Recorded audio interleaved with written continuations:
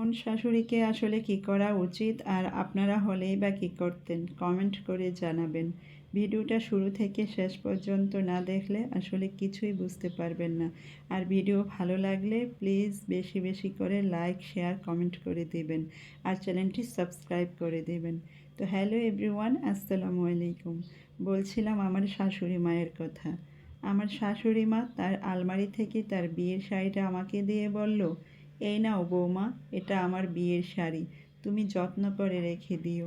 আমি যখন থাকবো না তখন আমার নাতি নাতনিকে দেখিয়ে আমার কথা তুমি বলো যে এটা তোমার দাদিমায়ের বিয়ের শাড়ি। আমি আমার শাশুড়ির দেওয়া শাড়িটা পেয়ে অনেক বেশি খুশি হই। আমি আমার শাশুড়িকে বলি, মা আপনার বিয়ের শাড়িটা তো অনেক বেশি সুন্দর, এটা নিশ্চয়ই আপনার বাবার বাড়ি থেকে দিয়েছিল। আমার শাশুড়ি তখন বলল, না মা, এটা তোমার শ্বশুর আমাকে দিয়েছিল। তখন আমার ননদ বাহিরে দাঁড়িয়েছিল, আর বাহিরে দাঁড়িয়ে থেকে সে আমাদের সমস্ত কথা শুনতে পায়। সে ঘরের ভিতরে এসে বলল, বাহ মা, দুদিন হলো না বউ আসলো আর অমনি আমি তোমার পর হয়ে গেলাম। আমি যে কবে থেকে তোমাকে বলে রেখেছিলাম যে তোমার বিয়ের শাড়িটা আমি নেব, কই আমাকে দিতে তো রাজি হলে না তুমি। শাশুড়ি মা তখন আমার ননদকে বলল, তুই চুপ কর, এতদিনও তোকে আমি শেখাতে পারলাম না যে কার সামনে কী কথা বলতে হয় আর কোথায় বা তুই কোন কথা বলবি। আরও বলল, আমি যদি এই শাড়িটা তোকে দিতাম তাহলে এই শাড়িটার অস্তিত্বই থাকতো না। তুই যে কতটা লক্ষ্মী মেয়ে তা আমার ভালো করেই জানা আছে। আমার ননদ আমার সামনে এরকম অপমানিত হয়ে মাথাটা নিচু করে রুম থেকে চলে যায়।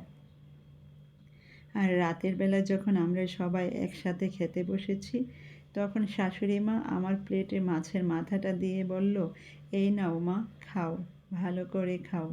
যখন যেটা খেতে ইচ্ছে করবে তুমি আমাকে বলবে, কোনো লজ্জা করবে না, আমি যে তোমার মায়ের মতো।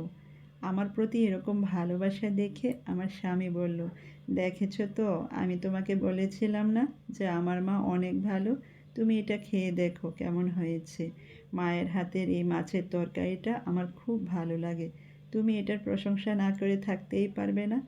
পাশে বসে আমার ননদ আমাকে নিয়ে এত আদিক্ষেতা একদমই সহ্য হচ্ছিল না তার।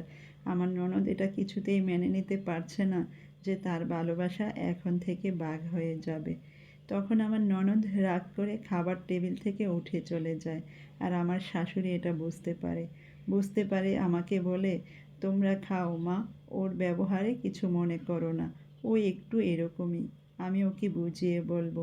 আমি বললাম, কী যে বলেন মা, আমি কিছু মনে করিনি, ও তো আমার ছোট বোনেরই মতো।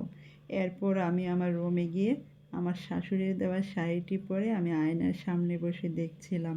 তখন আমার স্বামী এসে দেখে বলল, বাহ, খুব সুন্দর মানিয়েছে তো তোমাকে এই শাড়িতে।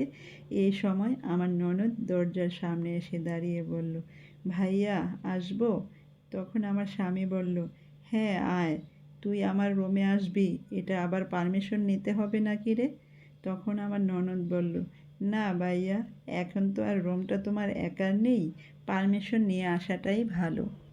আমি তখন হাসি মুখে ননদকে বললাম, এই আসো তো, বসো এখানে, তোমাদের জন্য চা করে নিয়ে আসছি। আমার ননদ তখন বলল, না থাক, আমি এখানে আপনাদের সাথে গল্প করতে আসিনি, আমি আসছি ভাইয়ার সাথে কিছু দরকারি কথা বলতে, কথা বলা হয়ে গেলেই আমি চলে যাব। তখন আমার স্বামী ননদকে বলল, তুই এভাবে কথা বলছিস কেন রে? যা না, যা, দুইজন মিলে চাটা করে নিয়ে আস, তারপর তোর দরকারি কথা শুনবো।